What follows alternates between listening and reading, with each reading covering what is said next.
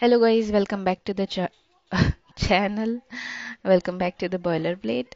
And I'm sorry for my voice. I'm not well enough, but मैंने कुछ time पहले अपने चैनल पर सुपरस्टीरिया का फर्स्ट राउंड की वीडियो पोस्ट की थी, the questions they asked, and उसके बाद मेरा टेक्नो मैनेजरल राउंड शेड्यूल हुआ था.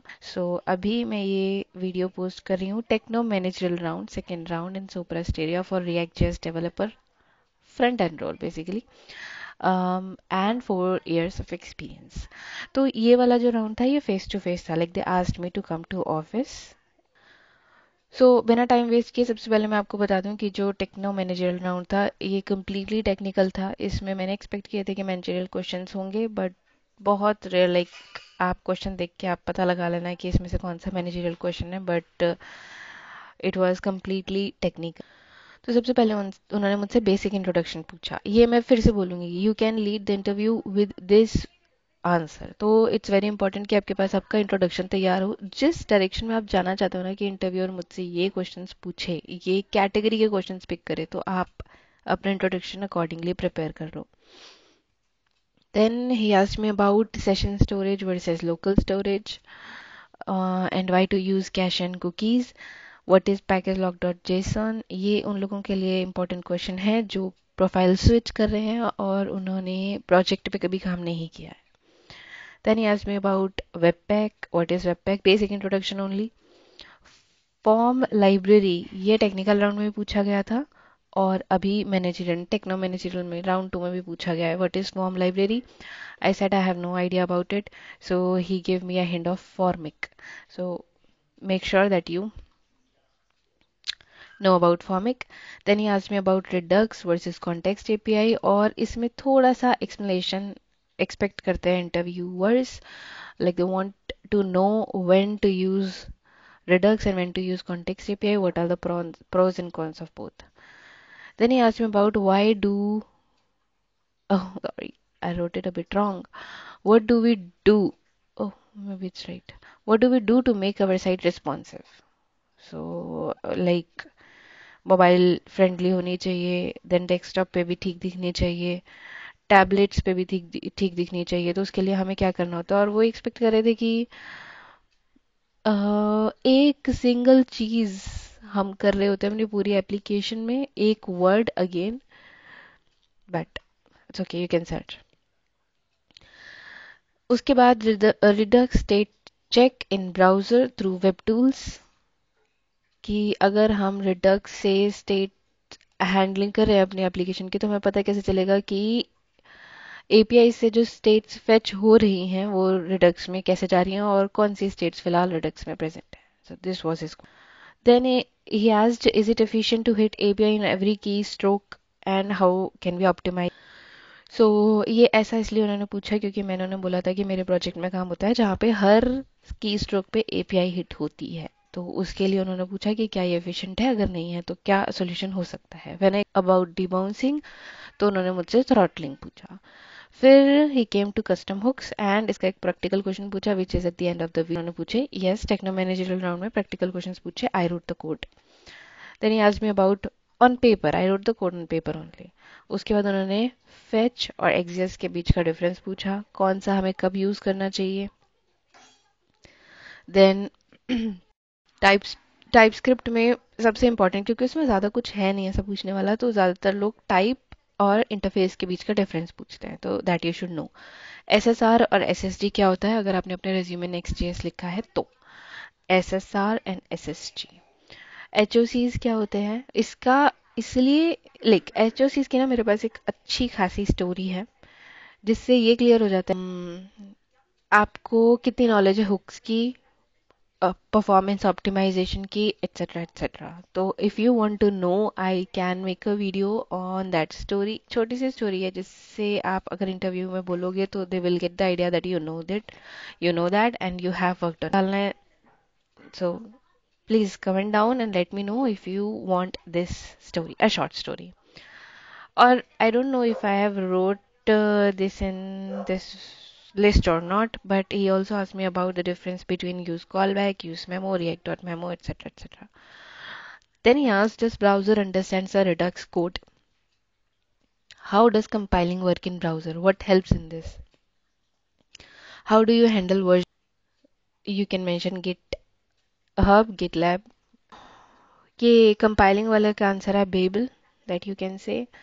How does CI/CD pipeline work in your project? और इससे रिलेटेड उन्होंने और क्वेश्चंस पूछे थे, लाइक क्या आपकी CI/CD पाइपलाइन ऑटोमेटिकली रन करती है, कोड कौन डिप्लॉय करता है, एंड देन किसी तरीके का अप्रूवल चाहिए होता है क्या जब आप मर्ज करते हो अपनी ब्रांच को. और yes, one more question I just remembered. उन्होंने मुझसे पूछा था कि नेमिंग कन्वेंशन कैसा रहता है, फीचर नेमिंग कैसा रहता है. तो जो मैंने अपने प्रोजेक्ट में काम किया है वो फ्रेंच कंपनी है, तो वो 3 लैंग्वेजेस का यूज़ करते हैं, फ्रेंच, जर्मन, इटालियन. तो जो नेमिंग कन्वेंशन है इस क्वेश्चन में मैं बच गई बिकॉज वो अपने हिसाब से नेम्स रख रहे थे फ्रेंच में. तो मैंने उनको बोला कि अ, हमारे प्रोजेक्ट में name feature name PI planning के टाइम पे होती है, जिससे उन्हें पता चला कि अजाइल फ्रेमवर्क कैसे यूज़ हो रहा है प्रोजेक्ट में. और वो अपने हिसाब से फ्रेंच नेम्स डिसाइड करते हैं फीचर्स के. We have to convert them to English and we उससे हमें पता चलता है कि क्या फीचर है. प्लस जो हम प्रोजेक्ट में अगर हमारे पास कोई जीरा स्टोरी है फॉर एग्जांपल, उस पे हम काम कर रहे हैं, तो हम जो ब्रांच बनाएंगे अपने प्रोजेक्ट में, लोकल ब्रांच जो बनाएंगे जिसमें हम काम कर रहे होते हैं, वो हम अपने हिसाब से रखते हैं और वो बेस्ड होती है उस फीचर पे या तो फिर जो स्टोरी हमें असाइन हुई है, जो टास्क असाइन हुआ है उस पे. तो नेमिंग कन्वेंशन का ये आंसर दे सकते हो if you have not worked on that.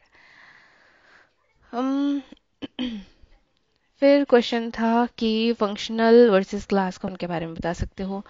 Then he asked me about the different types of HTTP methods used by fetch or then virtual DOM, what is hoisting. उसके बाद उन्होंने he asked about temporal dead zone TDZ. Then he asked about controlled and uncontrolled components. उसके बाद उन्होंने मुझसे पूछा if I know about wheat and why do about.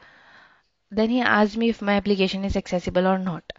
सो क्योंकि मैंने अपने इंट्रोडक्शन में पहले ही बता दिया था कि जो हमारी एप्लीकेशन है वो इंटरनल यूज़ के लिए है, तो इसलिए उसमें ये फीचर इम्प्लीमेंटेड नहीं है. But even after that I told him about A11Y, जो कि कॉन्सेप्ट है जहाँ पे हमें अपनी एप्लीकेशन को इस तरीके से बनाना होता है so that specially abled people can also use their application. Like see, if they cannot see, if they cannot hear properly, then in that case, how will you make your application accessible to them? So this is one thing. Then he asked me about how can I optimize overall performance of my application. Again, ये question से tagged है वो short story जो कि HOCs वाली थी, तो उससे उन्हें ऑलरेडी आइडिया लग जाएगा. But if they still ask you, you can tell about the use callback, use memo, react.memo, lazy loading, image optimization, and a lot more. Hmm. उसके बाद उन्होंने मुझसे एग्जैक्ट डिफरेंस पूछा कि कौन सा हुक कब यूज़ करना चाहिए, use callback, use memo and react dot memo में. उसके बाद हम आते हैं प्रैक्टिकल क्वेश्चंस पे. तो उन्होंने मुझे बोला कि उन्होंने मुझसे पूछा कि क्या मुझे कस्टम हुक्स बनाने आते हैं. I said yes and then he give me this practical question on paper कि ये कस्टम हुक हम मुझे इम्प्लीमेंट करना है जिसका नाम है यूज टॉगल. इसमें एक फ्लैग है जो वेरिएबल है और एक सेट फ्लैग फंक्शन है. तो अब मैं इसे कैसे करूंगी कि जब भी मैं यूज टॉगल यूज करूं और मैं उसमें अपनी कोई भी करूं और मैं जो भी वैल्यू दूं तो वो वैल्यू सेट फ्लैग मेथड के थ्रू इस फ्लैग में सेट हो जाए, ट्रू और false whatever it is.